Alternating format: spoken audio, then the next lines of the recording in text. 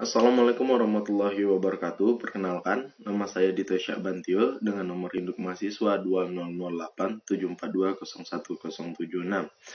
Kali ini saya akan membahas tentang hakikat negara, terjadi dan hilangnya suatu negara, serta fungsi daripada suatu negara.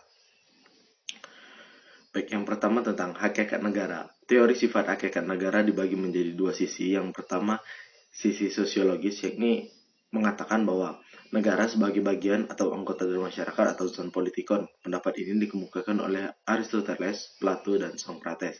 Sisi yuridis mengatakan bahwa melihat sisi negara sebagai secara keseluruhan dengan memahami pembentuk dasar hukum negara tersebut. Sisi ini dibagi menjadi tiga, yakni ada res subject, res object, dan res fairness. Res object mengatakan bahwa negara sebagai objek tindak laku manusia atau individu di negara tersebut untuk mencapai tujuan tertentu. Sementara res subject mengatakan bahwa negara sebagai pembentuk daripada hukum. Yang ketiga, res fairness mengatakan bahwa negara sebagai hasil perjanjian daripada orang-orang tertentu. Baik, yang kedua tentang teori terjadinya negara dibagi menjadi 5 teori. Ada yang pertama yakni teori kontrak sosial mengatakan bahwa negara dibentuk atas dasar perjanjian kerjasama masyarakat. Yang kedua ada teori ketuhanan mengatakan bahwa negara dibentuk oleh Tuhan, pemimpin negara dipilih oleh Tuhan, dan pemimpin negara hanya bertanggung jawab kepada Tuhan. Teori ketiga, teori kekuatan mengatakan bahwa negara dibentuk berdasarkan penaklukan dari negara yang kuat terhadap negara yang lemah. Yang keempat, teori organis menganggap bahwa negara sama seperti makhluk hidup, sehingga unsur-unsur yang berada di dalam negara seperti manusia, hewan, tumbuhan dianggap sebagai sel-sel dari kehidupan tersebut. Undang-undang dianggap sebagai saraf, raja dianggap sebagai kepala, dan manusia dianggap sebagai daging.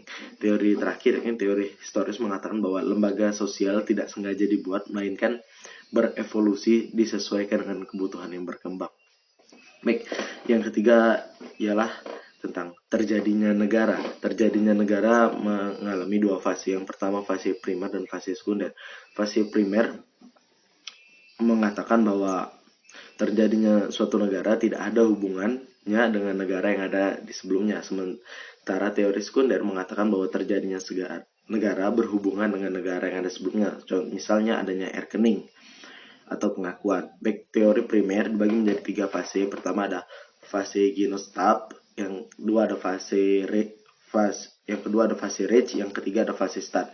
Fase Genostap yakni fase di mana para orang-orang di wilayah tersebut menyadari bahwa mereka memiliki kepribadian sama, sehingga mereka bersatu dalam satu kepribadian. Yang kedua, fase Reich mengatakan bahwa mereka berada di satu unsur wilayah. Yang ketiga, fase Start, yakni mereka sudah memiliki kesadaran untuk bernegara. Dan itu harus sudah dilalui dulu dalam fase 1 dan 2. Sehingga barulah fase ketiga bisa terbentuk.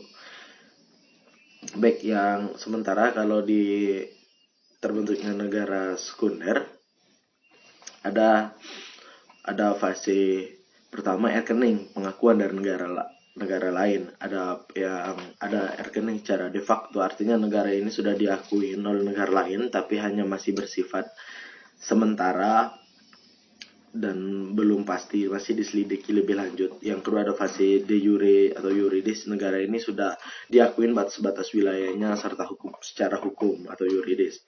Yang ketiga ada de facto pemerintahan, negara ini sudah diakui pemerintahannya, hukumnya yang berlaku oleh negara lain.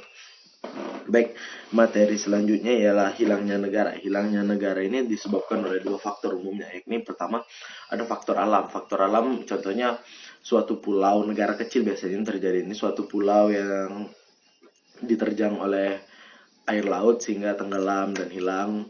Lalu bisa jadi karena gempa bumi, lalu tsunami. Tapi umumnya ini jarang terjadi, ditambah lagi dengan sekarang sudah banyak lembaga-lembaga sosial serta kerjasama antar negara, sehingga bisa mengurangi atau membantu jika ada negara yang tertimpa bencana seperti ini. Jangan sampai negara ini hilang. Yang lanjut lagi ada yang mempengaruhinya secara sosial yakni seperti kudeta, penaklukan sendiri umumnya terjadi pada perang dunia 1 maupun 2. Kudeta atau revolusi, bisa jadi negara ini sudah dijajah tapi ingin dari rakyatnya untuk bisa mandiri dan tidak mau hidup di bawah jajahan, sehingga mereka melakukan revolusi dan mengkudeta pemerintahan yang ada juga bisa. Habis itu ada penggabungan dan lain sebagainya. Baik, yang terakhir ialah fungsi negara. Fungsi negara ini ada fungsi diplomasi, yakni di mana fungsi negara sebagai penyambung atau penjalan hubungan luar negeri dengan negara-negara lain. Yang kedua ada fungsi defense, yakni untuk fungsi negara sebagai penjaga keamanan dan ketahanan daripada suatu negara tersebut. Yang ketiga ada fungsi finance, fungsi negara sebagai pengatur keuangan daripada suatu wilayah tersebut. Fungsi keempat ada fungsi justice, yakni fungsi negara untuk menjaga ketertiban keamanan daripada penduduk-penduduk di negara tersebut. Yang terakhir, yang kelima ialah fungsi polis, yakni fungsi negara sebagai yang menjalankan aturan di negara tersebut demi kepentingan negara tersebut agar terwujud. Sementara fungsi negara menurut John Locke dibagi menjadi dua, yakni ada legislatif eksekutif serta federatif. Sementara kalau legislatif eksekutif lebih kepada membuat undang-undang, mengatur dan mengadili, sementara kalau federatif lebih mengatur jalannya hubungan negara dengan negara lain yang berada di luar dari negara tersebut. Oke. Baik, itu sekian yang dapat saya paparkan mengenai materi hakikat negara, terjadinya dan hilangnya negara, serta fungsi dari suatu negara. Lebih dan kurangnya mohon dimaafkan. Wassalamualaikum warahmatullahi wabarakatuh.